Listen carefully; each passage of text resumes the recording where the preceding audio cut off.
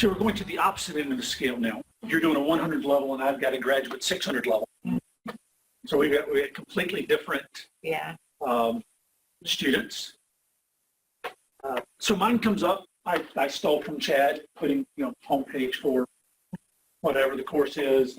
Added my video with Zoom for just saying who I am and some background on me. They are right. YouTube's automatic captioning is horrible.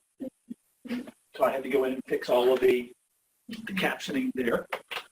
And then just the home page there, you get everything, the syllabus, the calendar. The textbook comes with a resource site.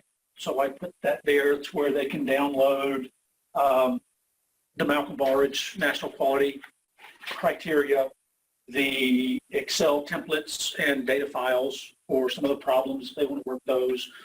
All of those can be found from that site. And as long as they've got a textbook, they can get into the site.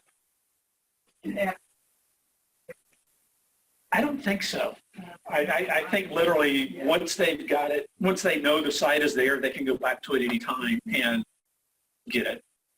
I mean, because it's publicly shared templates for some of this stuff. So it doesn't. And then I stuck my LinkedIn profile there just for anybody that wants to see it and keep in touch.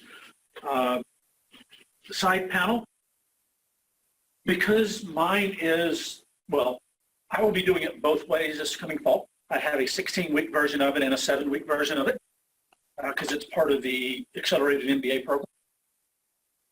Right now it's set up for the 16 weeks, but it would be easy to change. Just cut all of those in half, and that's the weeks we're at when we move them in. So they can go into the weeks, and then they can see, get into all of my voice threads. And one of the things I did learn that I didn't know before, and it may have come about since I took it the first time, is you can link directly to Voicethread. When I started this, I had to tell them to go, one, I had to create a group in Voicethread, put all the students in that group, and send them the link so that they could have access to that group to watch the videos. So it's much easier. So now I just click and it goes right there to it, as long as you remember to tell it to launch after you make the link and then tell it which set of voice threads to go to. So we've got our weeks there within our module. And then for each of the weeks, we can go through. And then again, I try to do an outline for what's going on. And then the lecture.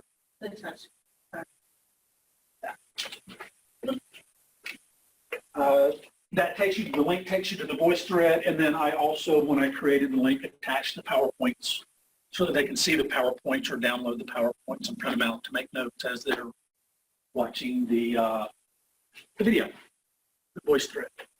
And then if we go to this guy, yep. I also had a couple of extra videos for them to watch. And then the other one I learned that I didn't know is you can actually drag and drop YouTube videos straight into Voicethread. And it plays. So I have them in both. I've got them so they can click on them externally. And I think I embedded them in the Voicethread so they can watch them either way, skip it, move. Because I think one of them's 13 minutes and the other one's 10 or 15 minutes for it. And then the fun one for them, the Deming funnel experiment, they can actually go in and try the simulator. It looks at 4 different rules. Can I allow flash? Yeah. 4 different rules for looking at variation. Rule 1, you take the photo, you aim it at the X, and you leave it there, and you drop it 100, or they're doing 50 times. Rule 2, you aim it, it drops, you mark where it landed, you move it the opposite direction from the X. So rule 2, everything is referencing from your target. Rule 3 is referencing from the last drop, and rule 4, I forget, they keep changing what rule 4. So for example, if you do this and they run it, it'll drop it 50 times for them.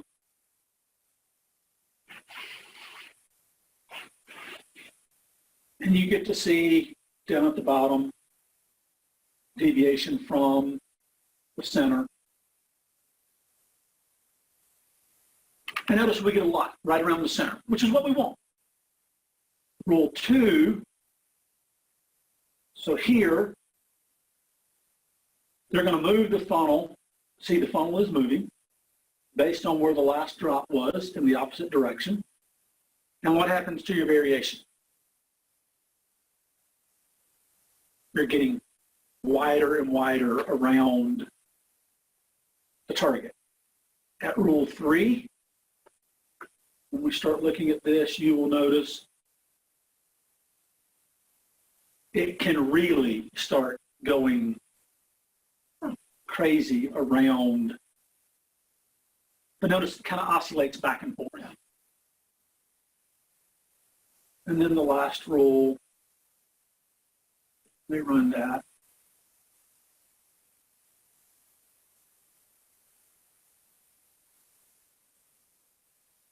It can go just about anywhere. Wow.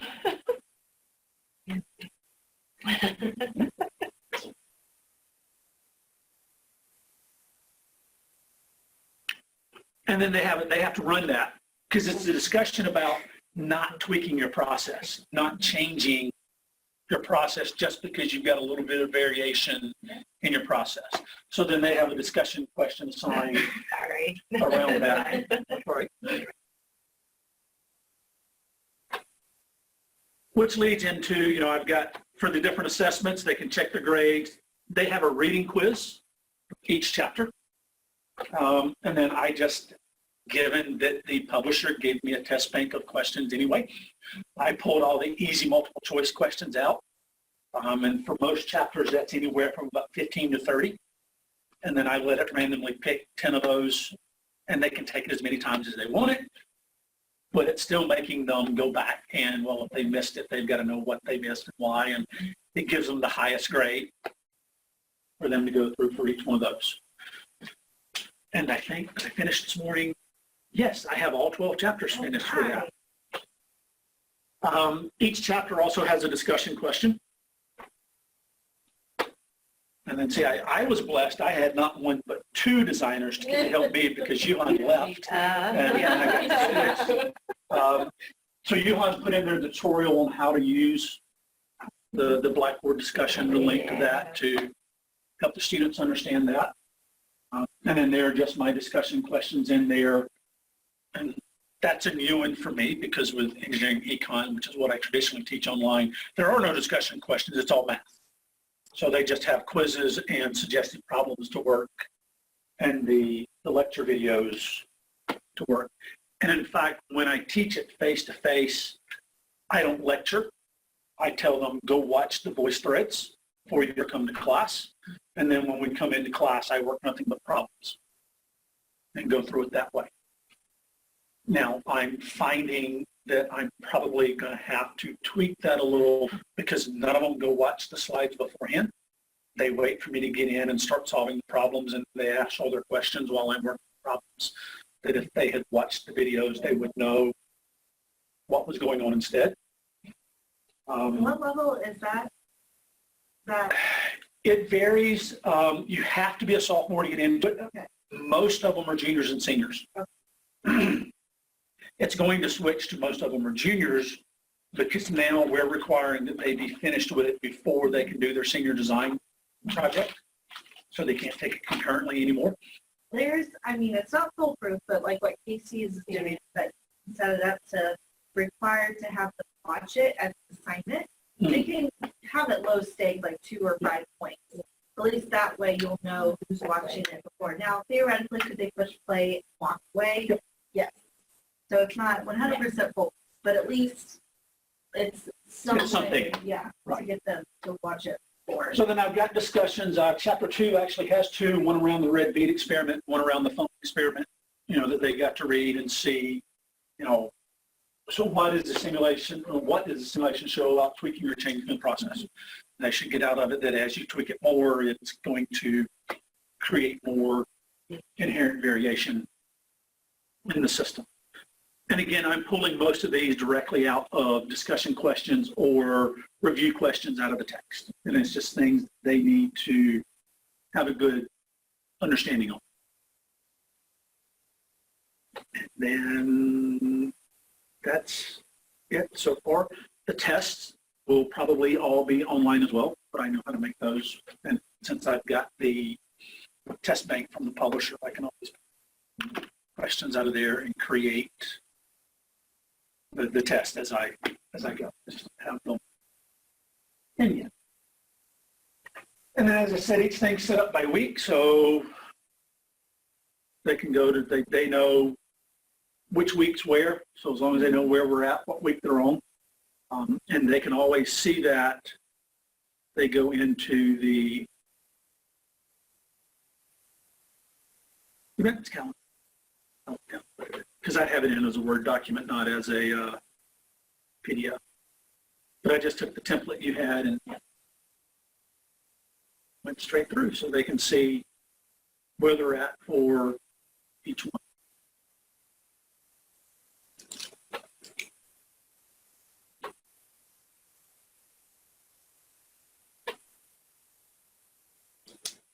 So you always know where they should.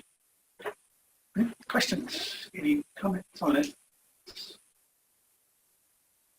What I have learned is to make sure you do a student preview of what you've got up there. Because beforehand, for me personally, when I'm building it, when I'm looking at the modules,